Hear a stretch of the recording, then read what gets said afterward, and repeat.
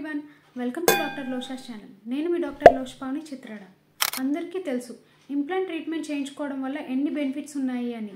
అన్నీ తెలిసినా కూడా టైం ఎక్కువ పడుతుందనో, ఇంకా పెయిన్ ఎక్కువ ఉంటుందనో, ఇంకా ఇంప్లాంట్స్ కొంచెం కాస్ట్ ఎక్కువ ఉంటాయని, ఇలాంటి రీజన్స్ వల్ల బ్రిడ్జ్ ట్రీట్మెంట్ని ప్రిఫర్ చేస్తూ ఉంటారు.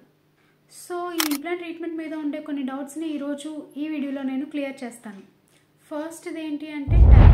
ఏమనుకుంటారంటే బ్రిడ్జెస్ అయితే తొందరగా అయిపోతాయి, ఇంప్లాంట్ ట్రీట్మెంట్కి చాలా టైం పడుతుంది అనుకుంటారు. సో ముందు ఏం చేసేవాళ్ళంటే పన్ను తీసిన తర్వాత additional procedures like sinus lift కానీ, సైనస్ ఆగ్మెంటేషన్ కానీ, లేదంటే నర్వ్ రీపొజిషనింగ్ కానీ, ఇలాంటి అడిషనల్ ప్రొసీజర్స్ చేసి కొన్ని మంత్స్ వెయిట్ చేసి, లైక్ 3 to 4 months వెయిట్ చేసి, అది మొత్తం హీల్ అయిన తర్వాత ఇంప్లాంట్ని లోడ్ చేసేవాళ్ళు. కానీ రీసెంట్ అడ్వాన్సెస్ వల్ల లైక్ టెర్గాయిడ్ ఇంప్లాంట్స్ కానీ, జైగోమా ఇంప్లాంట్స్ కానీ, అండ్ నర్వ్ బైపాస్ ఇలాంటి అడ్వాన్స్డ్ ట్రీట్మెంట్స్ వల్ల ఈ అడిషనల్ ప్రొసీజర్స్ ఏవైతే మనం చెప్పామో అవన్నీ కూడా రేర్ అయిపోయాయి. సో ఇప్పుడు రీసెంట్ డేస్లో ఇంప్లాంట్ ట్రీట్మెంట్ అనేది అంత టైం టేకింగ్ ప్రొసీజర్ అయితే కాదు. And next the pain. ఈ పెయిన్ ఏంటి అంటే ఇంప్లాంట్ చేయడానికి, లేదంటే రూట్ కెనాల్ ట్రీట్మెంట్ చేయడానికి, బ్రిడ్జెస్లో టూత్ ప్రిపరేషన్ చేయడానికి, దేనికైనా సరే అదే లోకల్ అనెస్థీషియా ఇంజెక్షన్ ఇస్తారు. దేనికైనా సింగిల్ టీత్ రీప్లేస్మెంట్కి అయినా, మల్టిపుల్ టీత్ రీప్లేస్మెంట్కి అయినా, ఫుల్ సెట్ రీప్లేస్మెంట్కి అయినా కూడా అదే లోకల్ అనెస్థీషియా ఇవ్వాలి. అదే ఫుల్ మౌత్ రీప్లేస్మెంట్ కేసెస్లో తీసుకున్నట్లయితే నెంబర్ ఆఫ్ ఇంప్లాంట్స్ ఎక్కువ పెట్టాల్సి ఉంటుంది కాబట్టి కొంచెం టైం పడుతుంది. అండ్ ఈ నోరు ఎక్కువసేపు తెరిచి పెట్టుకోవడం కొంచెం ఇబ్బందిగా అనిపిస్తుంది కూడా. కానీ ఆ లూజ్ పళ్ళ సెట్తో, ఇంకా డ్యామేజ్ అయిన పళ్ళతో ఉండే డిస్కంఫర్ట్ కన్నా ఈ డిస్కంఫర్ట్ కొంచెం తక్కువ అండి.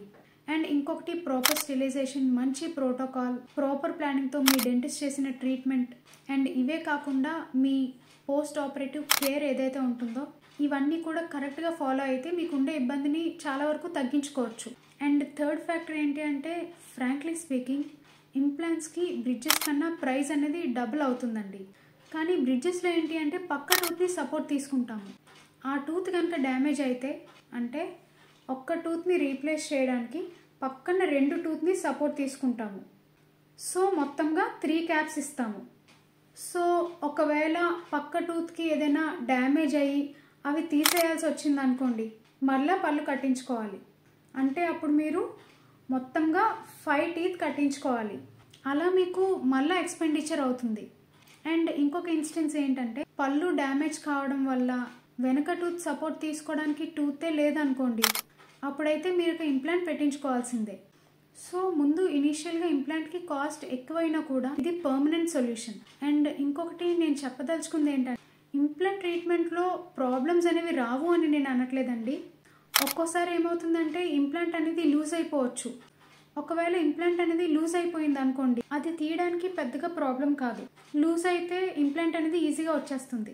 అండ్ అదే ప్లేస్లో ఇంకొక ఇంప్లాంట్ పెట్టుకోవచ్చు. సో ఫైనల్లీ నేనేం చెప్పదలుచుకున్నానంటే ఒకవేళ మీరు ఇంప్లాంట్ ట్రీట్మెంట్ చేయించుకోలేకపోయినా, లైక్ మిస్సింగ్ టూత్ పక్కనున్న టీత్కి రూట్ కెనాల్ ట్రీట్మెంట్ చేయించుకోవాల్సి వచ్చింది అనుకోండి, బై ఎనీ ఛాన్స్ అలా అయినట్లయితే రూట్ కెనాల్ ట్రీట్మెంట్ చేసిన పన్నుకి ఎలాగో క్యాప్ పెట్టాలి కాబట్టి అలా పక్క టూత్కి క్యాప్స్ పెట్టించుకోవాల్సి వచ్చినప్పుడు బ్రిడ్జే పెట్టించుకోండి. కానీ అనవసరంగా హెల్తీ టీత్ని మాత్రం గ్రైండ్ చేయించుకోకండి. ఇది నేను ఇంప్లాంట్ ట్రీట్మెంట్కి ప్రోస్ అండ్ కాన్స్ వైజ్లో చెప్పడం జరిగింది. మీరు వైస్గా డెసిషన్ తీసుకొని మీకు ఏ ట్రీట్మెంట్ అయితే బెటరో మీ డెంటిస్ట్ని కన్సల్ట్ చేసి డిసైడ్ చేసుకోండి. ఈ వీడియో మీకు ఎంతగానో ఉపయోగపడింది అనుకుంటున్నాను. ఈ వీడియో కనుక మీకు ఉపయోగపడినట్లయితే please like, share and subscribe to my channel. Thank you.